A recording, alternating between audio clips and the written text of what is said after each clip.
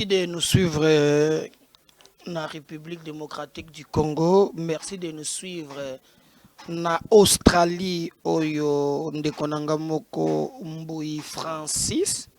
Vraiment zana Australie peselanga ye batonyon sur Australie mbote. Merci beaucoup pour votre accompagnement. On est ensemble, monsieur Francis. Merci na bande ko baza na Suède, na Stockholm, batu baza na Afrique du Sud, Pretoria, Sun City na Durban. Merci na bande ko baza na Allemagne, bande ko bazali na Canada, bande ko baza na Gabon, Cameroun, bande ko baza na Bamboka, Ebele, France, Grande-Bretagne, boza partout, boza la cascotier branché, bolandaka MKBZ officiel Canada, n'en parlons pas, boza la ka Ebele, Kenya, Bozape, Ebele, en tout cas, na Zangi, Eluko, na Kokiko, Pesa, Bino, comme na Kenya, Bishop Kande Emmanuel, vraiment, na Pesyombote, Bishop Kande Emmanuel, Bozali vraiment, Sala Musala Monene, vous nous accompagnez, merci beaucoup. Nabande Kubazana Tanzanie, Nabande Kubazana Zambie, Lubumbashi, partout vous allez Kolanda Biso, dès que tu as émission en ligne, Tokoki Kozalana, Elikia qui Bozali parmi Batuya Liboso, Oyo, Bo partage Kaba émission Wana, Bo Landa Kango, Mbalami Bali, Mbalami Sato, Bo Komantaka, Bulaikaka. Mais aussi, il y a un groupe de gens qui sont dans les insultes, dans les attaques personnelles. Binopé, Tolingi Bino, mais retenez seulement que je ne vous suivrai pas dans le lobby. Bolingo, Yaba Maria, Yaba Martha, Yaba Honorable Moutala, Yaba Tuebele, et l'équipe méchanceté na Binona Ebele. Bande Konangaï, merci. Alors, il faut que vous vérifiez ceux qui vous ont abonné pour que vous bande émission. Ceux qui vous ont abonné, te vas-y. Na sengelo komoko kendo s'abonner. Oui, abonnez-vous. Ceux qui vous allez abonner, s'abonner. Au sengipe muntu mususu na kada na yo pa s'abonner. Après cause émission partageant na bato mususu na ba groupe WhatsApp ko partager émission na ba groupe belé même na page Facebook na yo. Oko cha émission. Pour être ensemble, nous sommes très fort. Tout le monde toujours que ce qui nous unit est plus fort que ce qui nous divise. Et chez nous, ce qui nous unit, c'est le Congo. Il y a quelqu'un que j'aime beaucoup, Greg Mokwalobi, l'homme né, grandi, évolue au sein d'une société qui l'enrichit et qui doit aussi enrichir. Donc, Ghana Bino, c'est un contrat. Tozaliko Sungana. Alors, au web que live deuxième tranche bandi. Et bande konanga toko solo la nabino à ce qui concerne Mboka Congo. Si ma ya rapport oyo kobima oyo tomoni rapport ba lobby ya ba millions et belé. En tout cas, na bloc patriotique Makambo et baby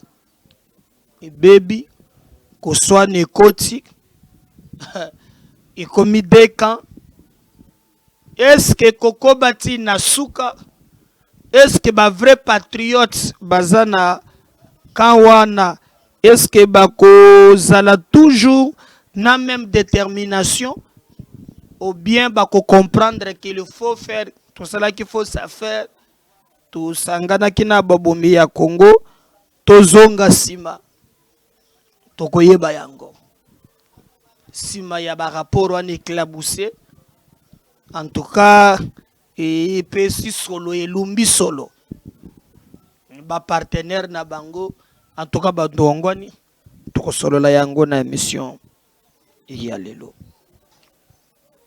toko solo la bande konanga na bino lelo makambo yo boyokaki balobaki na niveau ya Assemblée nationale train de vie ya ba institution na budget oyo ya 10 milliards esengelaki bakitisa train de vie ya ba institution Premier ministre azalaki kuna,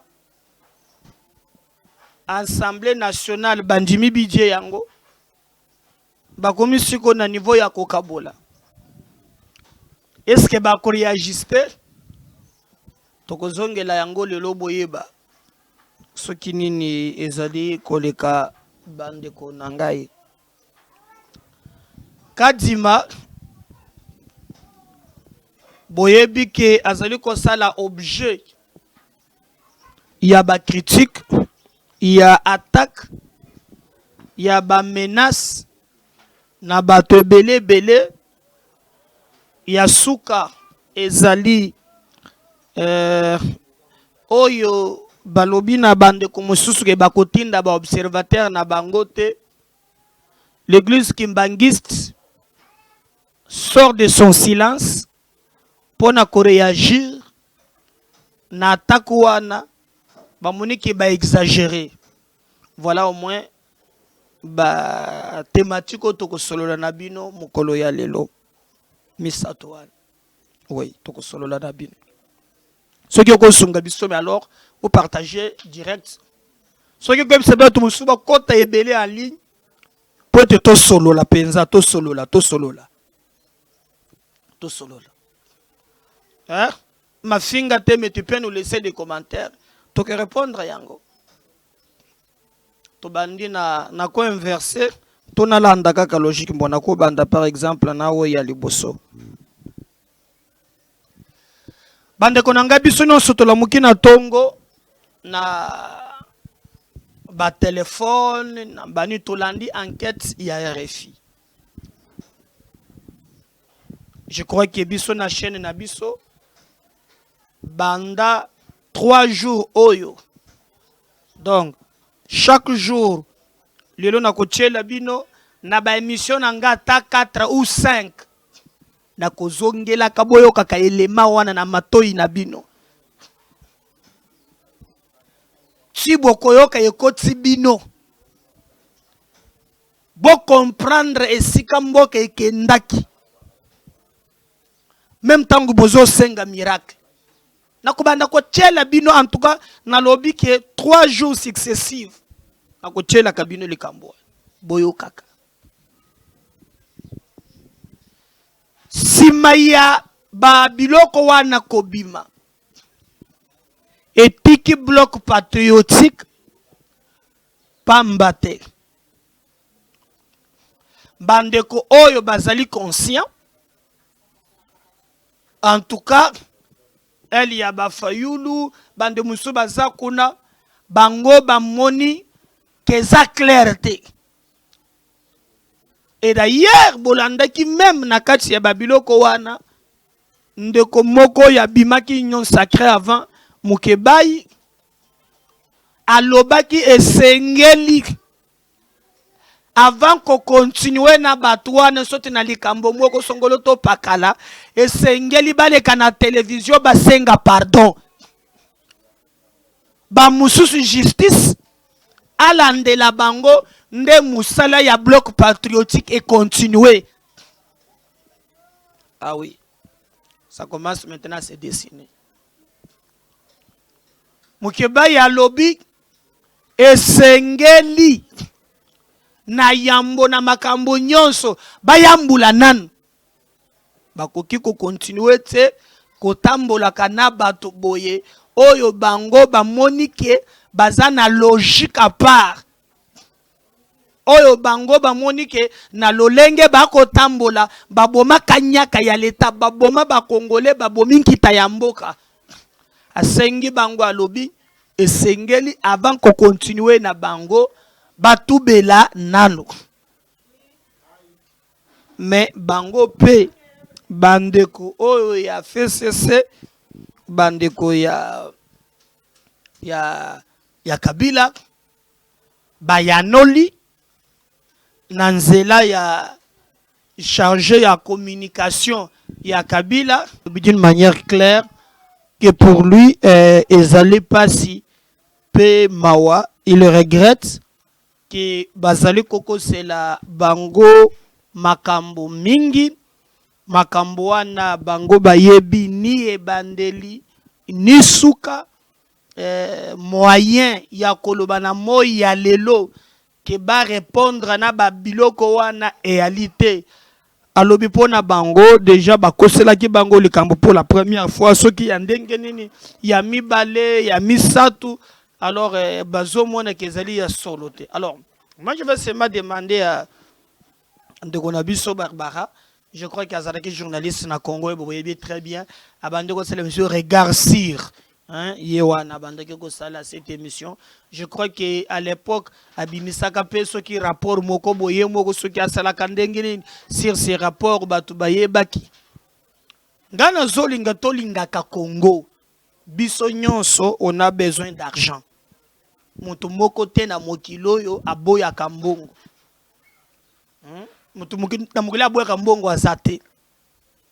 Mais il faut tout chaque intérêt à mboka liboso.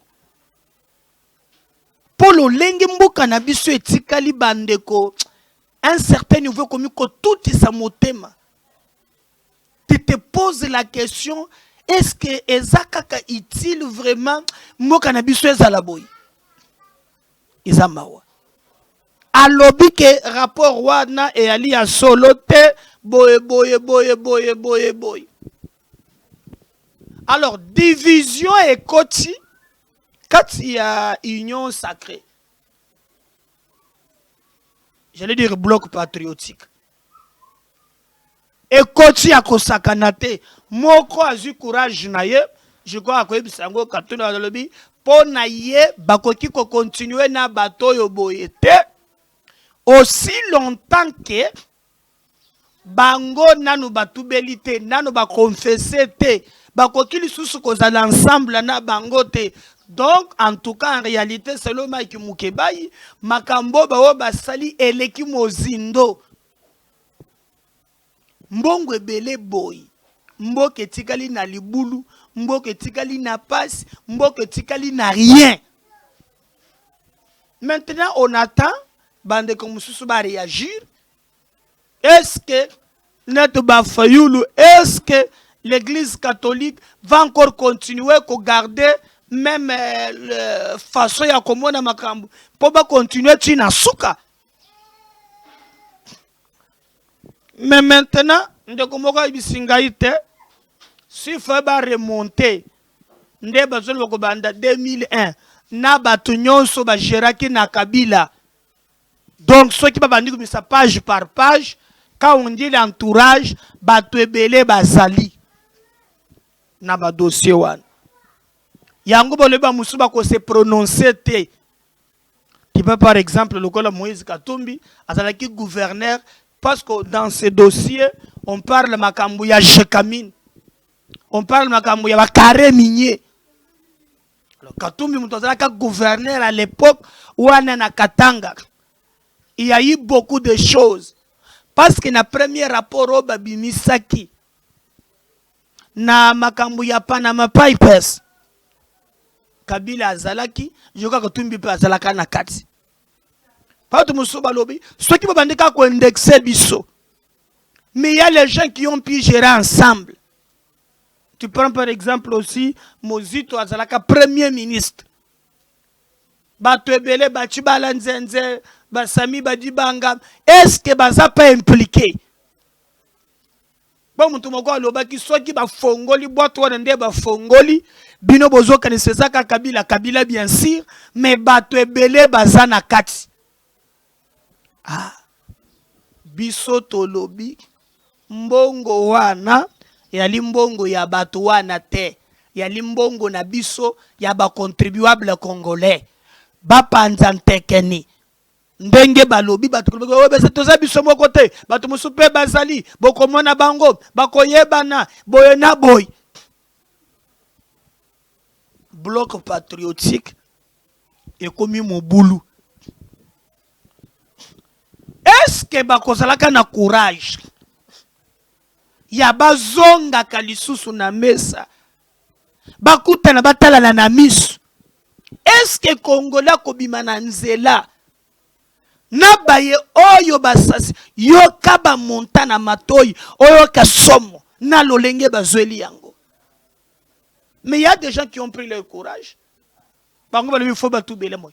Est-ce que faut kotubela ou bien esengeli bayande bakanga ni bango kaba kotubeleza te esengeli nde makambo efungwami balandela moto na nzela oyo yaya esengeli asala ni likambo bandeko na ngai ekozala somo bazana sit-in je crois le lundi na makambo ebimi tokotala soki bakobima na bango soki bakongole noki mokolo wana bazoloba o badepute babima na palissade na nzela te oui ngapela ninga palissade te bokoma bango mabanga. Je crois que bandi kobunda na bango mbutu likolo ya mbutu bandeko na ngai biso tozali de près tozolandela likambo wana pona ko yebisa bino en réalité nini ezali koleka. Mais nous apprenons aussi que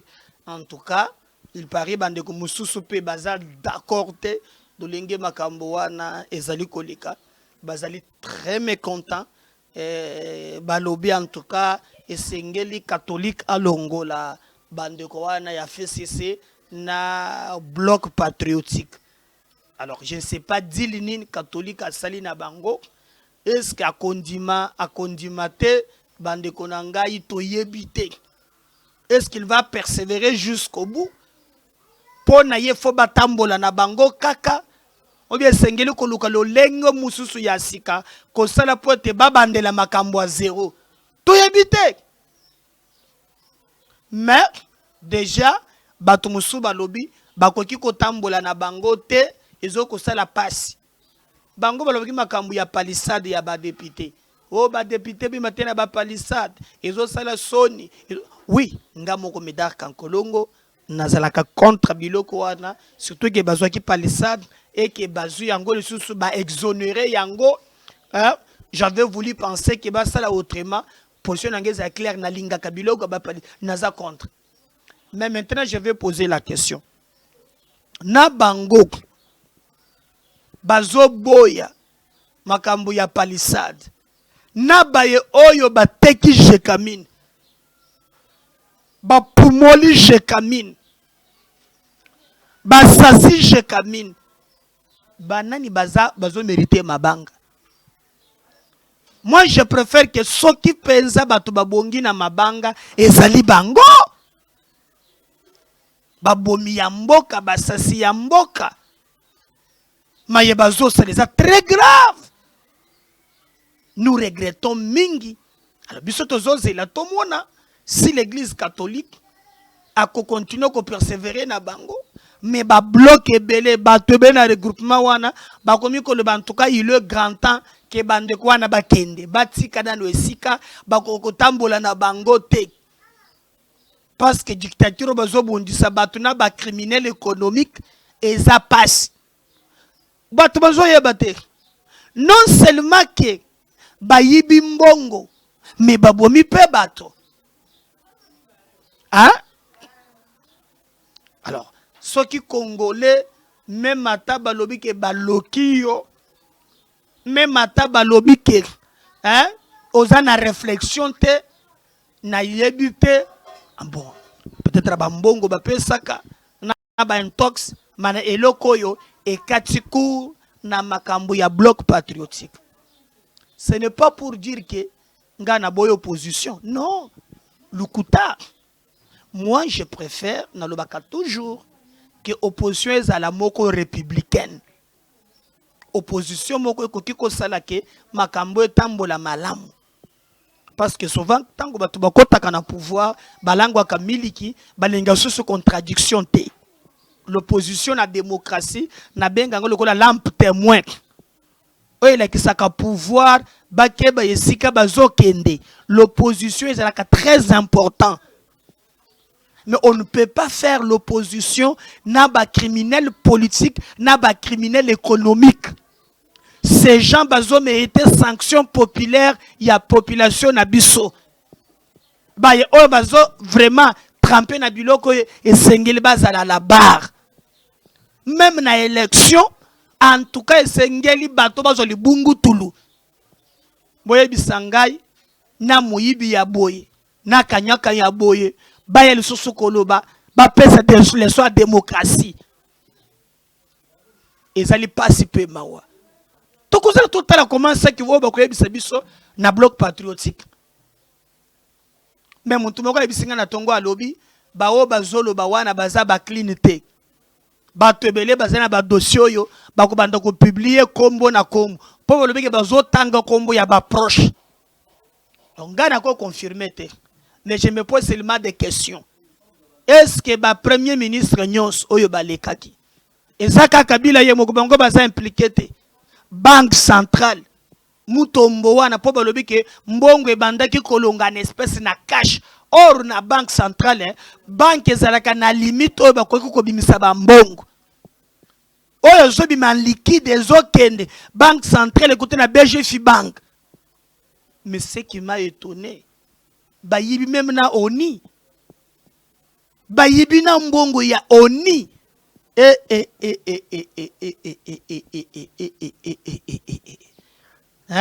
nini boyibi te siko chala mwana Franco alotesaki yote mamu national Franco alotesaki yote au moins lolenge bosasi mboka Franco alotesaki yote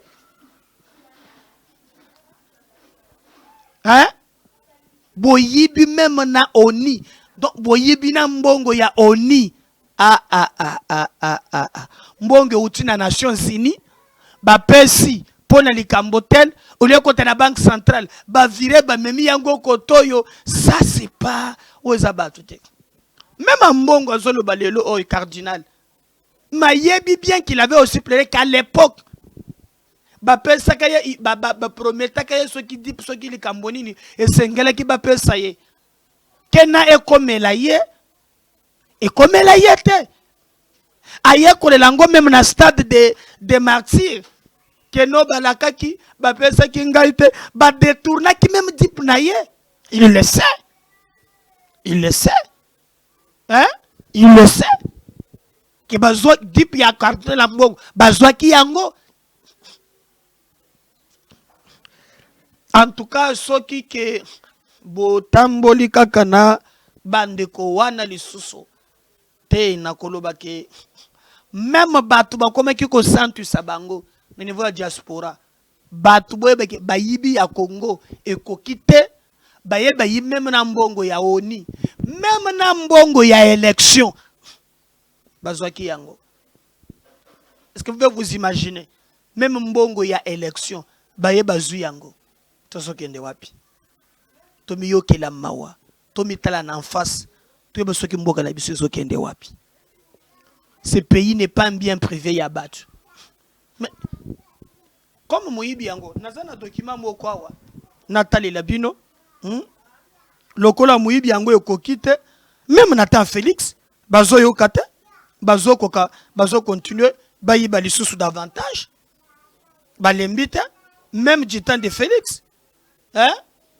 Mais je vous dis, même du temps de Fati, comme bango bakana, kozombongo ya l'État, be ya bango, bazotikate,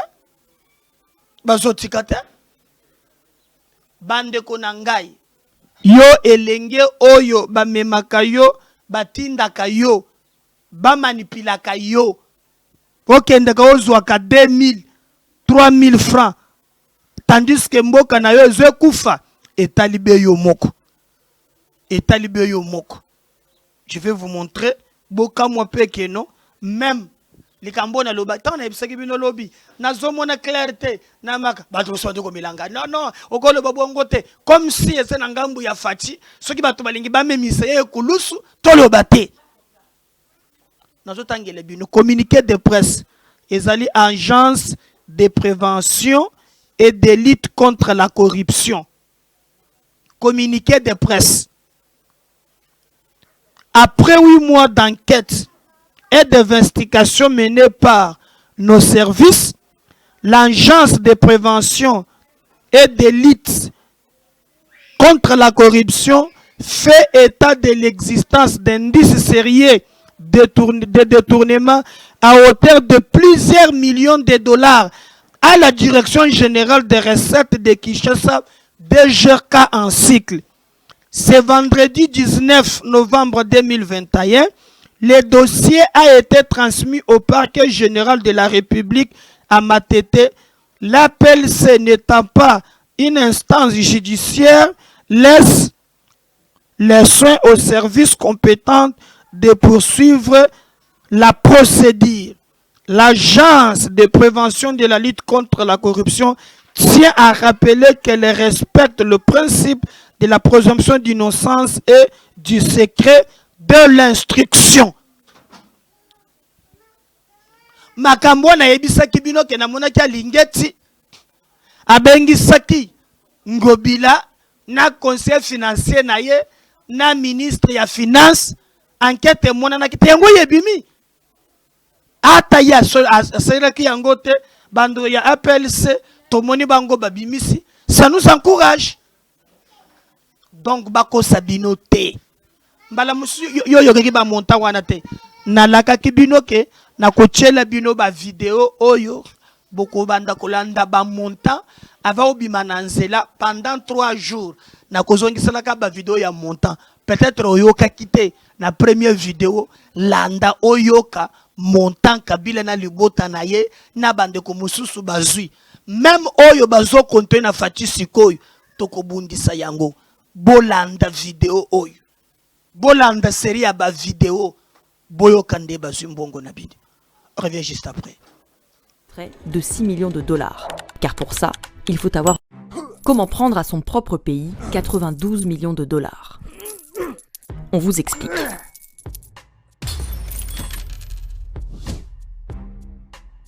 C'est ce qu'a fait la famille de Joseph Kabila, l'ancien président de la RDC, aussi appelée République démocratique du Congo.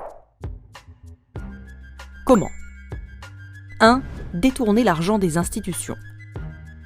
Impôts, ONU, élections, routes. L'idée est de récupérer tout l'argent public possible. 2. Stocker l'argent, puis le transférer dans un endroit sûr, pour le clan Kabila, dans cet ancien garage de Kinshasa, dans les comptes d'une société écran, Sudoil. 3. Retirer du cash. On peut même retirer une partie en espèces, comme le prouve ce bordereau de retrait de 6 millions de dollars. Car pour ça, il faut avoir une banque. Enfin, sa propre banque.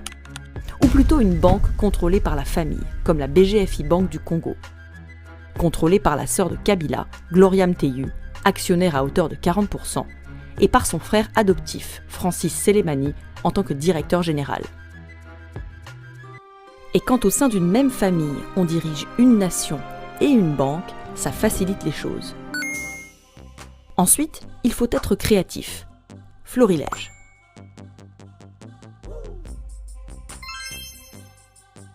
En 2016, pour rémunérer la participation du Congo à une mission de maintien de la paix, l'ONU verse 7,3 millions de dollars à l'ambassade de RDC auprès des Nations Unies. L'ambassadeur reçoit l'ordre de reverser 6,8 millions à l'État congolais, plus précisément à la Banque centrale du Congo, sur son compte à la BGFI. La BGFI va en profiter. Si les 7 millions lui ont bien été versés par l'ambassade, le Congo n'en a jamais vu la couleur. Et à la place, le virement atterrit dans les comptes de Sudoil. En 2016, Kabila annule les élections pour les reporter en 2018. La commission électorale qui organise les scrutins, la CENI, emprunte à la BGFI 25 millions de dollars. Un prêt engendre des frais et automatiquement, la banque gagne 1 million de dollars. Mais le même jour, la BGFI répète l'opération manuellement et s'offre un deuxième million de dollars qui, bien sûr, atterrit dans les comptes de Sudoil.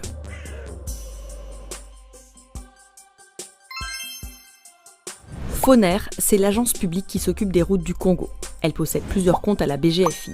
En décembre 2014 et janvier 2015, elle émet 5 transactions importantes vers un compte interne de la BGFI. 852 000 dollars d'abord, puis 594 000, encore 594 000, 586 000 et enfin près de 600 000 dollars. Au total, 3,2 millions de dollars censés transiter d'un compte du Foner à l'autre. Mais la BGFI vire en fait les 3,2 millions à 2 autres sociétés, Sudoil et sa filiale Kwanza Capital. La Banque centrale du Congo a elle aussi financé la famille Kabila. Son compte à la BGFI, intitulé BCC Équipement, est une caisse noire. Le 26 septembre 2016, il émet un virement de 30 millions de dollars, supposé alimenter un autre de ses comptes à la BGFI, et qui disparaît étrangement, tandis qu'un virement du même montant arrive chez Sudoil. La Gécamine, c'est la grande entreprise publique qui gère les mines, la plus grande ressource du Congo-Kinshasa. Le 13 juin 2016, la Gécamine décide de payer ses impôts en avance. Depuis son compte à la BGFI, elle vire 2 millions de dollars à la Banque centrale du Congo. Sauf qu'à nouveau, le virement n'atteint pas la Banque centrale, mais Sudoil, avec un libellé différent pour brouiller les pistes. Mais en 2018, les auditeurs chargés de contrôler les comptes de la BGFI s'intéressent à cette opération. C'est la panique dans la famille Kabila. Il faut nettoyer tout ça. La BGFI renvoie les 2 millions touchés par Sudoil à la Gécamine, rétablit dans le remboursement le libellé initial, qu'elle antidate à 2016, et envoie enfin les impôts à la Banque centrale. Cette année-là, la famille Kabila s'en est sortie. Mais ça, c'était jusqu'à aujourd'hui. Et ce n'est pas tout.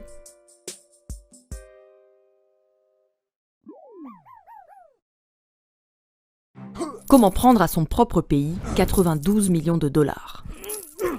On vous explique. Enquête menée par un consortium international de médias dont font partie la BBC, Mediapart ou encore RFI, Congo hold-up, des millions de documents bancaires prouvant d'importants détournements de fonds publics en République démocratique du Congo. Parmi les principaux responsables présumés, l'ancien président Joseph Kabila, son premier cercle également. Bonjour à vous, Sonia Rollet, vous êtes journaliste à RFI, notre consoeur. Merci d'être là.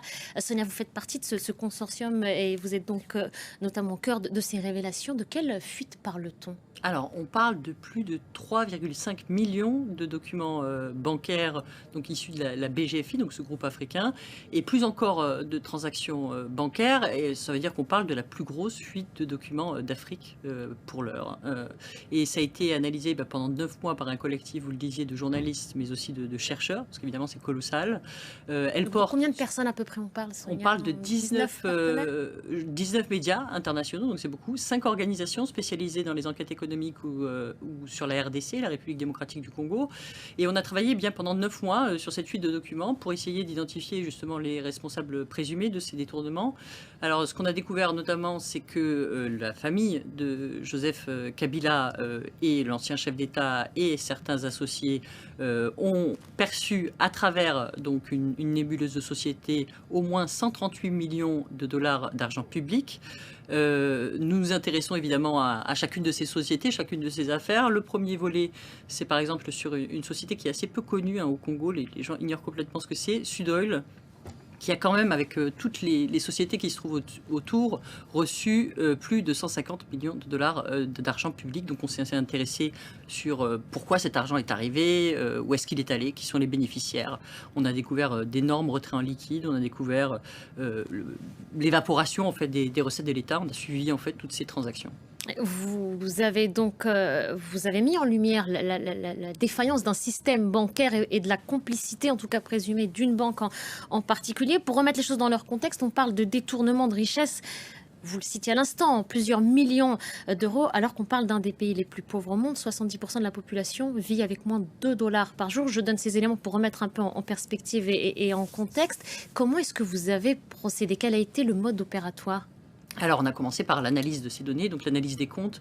C'était vraiment important pour nous et c'est pour ça que le chiffre de 138 millions, c'est vraiment ce qu'on a pu prouver, sur lequel on peut tracer, donc tracer depuis les comptes par exemple de la Banque centrale ou d'institutions comme la Commission électorale ou l'Assemblée nationale, jusqu'aux comptes des sociétés donc, qui sont tenues par ce premier cercle, et puis jusqu'au qu'est-ce qu'on en fait, quoi. C'est-à-dire concrètement, ici achat de maison, ici on a financé par exemple un bateau, enfin on a essayé de savoir exactement ce qui était fait de cet argent et comment il s'était retrouvé là. Évidemment on a envoyé des centaines de confrontation, de lettres de confrontation, de demandes d'informations à travers toute la République démocratique du Congo, mais également à l'extérieur du pays, puisque cette enquête nous emmène sur les 5 continents. Ce qu'il faut savoir, c'est que l'ancien président Joseph Kabila, sa famille ou ses principaux associés n'ont pas donné suite à ces questions, qui cherchaient à comprendre ces flux financiers, pourquoi est-ce qu'ils avaient été opérés de cette manière. Alors on a eu quand même beaucoup de réponses de beaucoup d'institutions, etc., mais pas les principaux responsables, donc présumés de ces détournements. Qui réagiront peut-être une fois que ces révélations, justement, vous les aurez livrées publiquement. Il va y avoir justement d'autres révélations qui vont suivre en plusieurs étapes, je crois, Sonia? Oui, ça va durer 15 jours. C'est énorme, c'est vraiment... On va détailler chacune des sociétés, notamment. Ça va nous emmener sur tous les continents, parce que vraiment, on assiste, il y a beaucoup d'hommes d'affaires aussi étrangers qui ont travaillé avec l'ancien chef de l'État, Joseph Kabila, donc on s'est intéressé au cas de ses principaux hommes d'affaires. On va s'intéresser à différents cas d'institutions aussi pour essayer de comprendre des événements aussi sur lesquels il y a eu des détournements de fonds. Donc c'est vraiment un programme assez riche pendant 15 jours. Je pense qu'on va avoir une bonne idée, en tout cas, des différentes méthodes et techniques qui seront employées pour faire des détournements de fonds. Je pense que c'est vraiment historique, en fait, cette manière de documenter les choses, où pour la première fois, on va vraiment suivre pas à pas comment on s'est accaparé certains revenus de l'État et quelles techniques on a employées justement à travers ce système bancaire pour y arriver, parfois même à l'insu de certains acteurs. Merci beaucoup, Sonia. Merci pour tous ces éléments. Avec l'Angola, donc au Kasaï, pour 720 km de concessions minières, qui la plupart du temps, ils exploitent même pas, en tout cas officiellement, puisque c'est en contrat de force majeure, c'est-à-dire que c'est une sorte de coffre-fort. Ils l'exploitent pas, ils ne payent pas de taxes non plus, mais ils l'ont, en termes de concession, jusqu'à ce qu'ils décident de ne plus l'avoir. D'où vient tout cet argent ? Alors, ça, c'est le plus compliqué. On sait qu'il y a eu des 2 guerres au Congo. On sait que pendant ces guerres au Congo, les rébellions auxquelles ont participé notamment la famille du président, Laurent-Désiré Kabila, Joseph Kabila, ont eu des territoires au Congo sur lesquels il y a eu des affaires qui ont été faites. On était en période de guerre, il n'y avait pas encore de règles. On peut tracer le début de la fortune des Kabila à partir de 2002 et du code minier, par exemple, à partir du moment où un groupe comme le groupe d'experts qui s'occupait justement de l'exploitation illégale des ressources commence à faire des rapports. Là, on peut commencer à avoir des documents intéressants.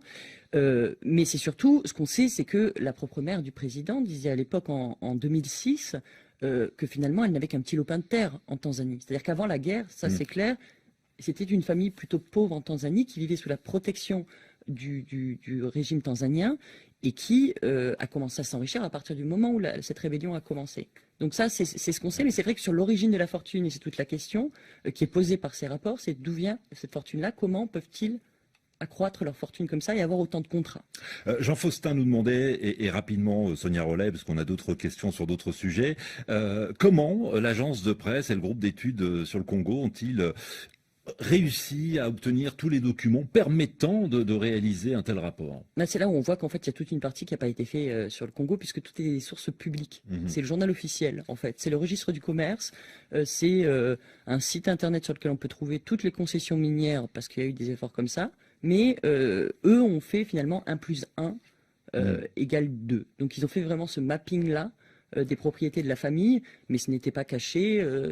Et donc sur le fond, il n'y a pas grand-chose qui a été répondu par la famille elle-même, parce que tout est finalement écrit noir sur blanc. Ouais, donc gros travail quand même de compilation, d'études, même si tout était finalement public, puisqu'il suffisait d'aller jeter un coup d'œil dans le journal officiel en l'occurrence. Voilà, Jacob Olandi. Na makambu ya botokanga motema eza mawa. Je n'ai pas à Dieu vous dire, abonnez-vous, likez, commentez, parce que si Dieu a zongite, ngai na kozela na bino. Toko bundi sakanyaka. Partagez lien na ba groupe nyons. Partagez lien. Bato ba mona bato ba yeba lo lenge nini. Partagez les biso vraiment. Na WhatsApp. Si vous abonnez te, kendo s'abonner. Pese biso makasi. Ya ko continuer ko servir bino. Parce que ce qui nous unit est plus fort que ce qui nous divise. Je pense qu'après makambo oyo, même yo babandaki ko manipuler, ko lo ko sala ke bototo longo na misu na yo. Otala Congo, il est biloko nyonso. Ezane le côté muntoko ki ko pesa yo, oyo kanike ekoki ko le kabulingo ya mboka na yo. On attend voir oyo basango, on attend voir o ba fayulu, o ba katumbe, ba koloba. Mais tozongeli pe tokotika te, même bayeba zo yiba, même na régime ya Fati, bayeba ki bakomo na bango ko yeba. Félicitations à APLC, bakambo da lobela kilobi lelo esalami boyoki ke na DGRK na zalaki kuna Rita Bola bras droit ya Ngobila longole na DGRK ake ekonomeye na brigade moko anti-fraud muntu autina makambo ya boy akotaka makala boy baki makambo le kaka na vitesse moko ya kosakana te abima kuna toyeba te par quelle magie akokaki kozala libanda elekela kabiso alors que tout le monde même ba mikanda na ba mino Congo makambo boye toyeba kite mais maintenant biso to fundi ete biso to lobi kazuite mais ba lobi na appelle ce que non et puis les mal ya ba politiciens congolais bande konangai ba yebaka 1000 te ba yebaka $100 te ba yebaka $10,000 te kaka ba millions na DGRK détournement ba centaines de millions. Oui, différence quand même entre régime ya kala na oyo quand même à l'interne ba procès ezali bazolandela bambiyibi mena tango ya Kabila ezalaka bongo te luzolo bambi ya kriya awa alobi bazoyeba 15 milliards ata semblant ya procès esalamate ata semblant ya procès esalamate lelo bakomi kobundisa dictature on dirait bazanga soni on dirait bazanga mawe biso tokozala na bino pona koyebisa bino nani alingi mboka nani azoboma mboka. À la prochaine. Bye.